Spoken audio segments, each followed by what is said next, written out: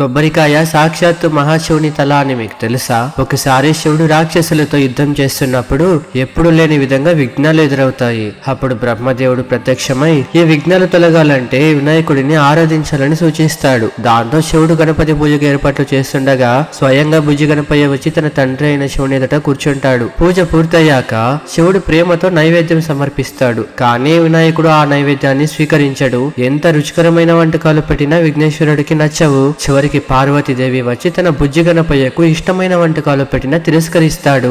అప్పుడు శివుడికి ఏం చేయాలో అర్థం కాక, నాయనా నీకు నిజంగా ఏం కావాలో చెప్పు అని అడుగుతాడు. అది విన్న వినాయకుడు, తండ్రి గారు నాకు మీ తలకాయ కావాలి, అది ఇవ్వండి అని చెప్తాడు. ఆ మాట విన్న శివుడు ఆ క్షణం ఆశ్చర్యపోయినా ఇందులో ఏదో గొప్ప మర్మం ఉందని గ్రహిస్తాడు. శివుడు వెంటనే ధ్యానంలో కూర్చొని తన రెండు చేతులను ముందుకు చేస్తాడు. అలా చేయగానే ఆయన చేతుల్లోకి తెల్లగా మెరిసే గుండ్రని పవిత్ర పదార్థం ప్రత్యక్షమవుతుంది.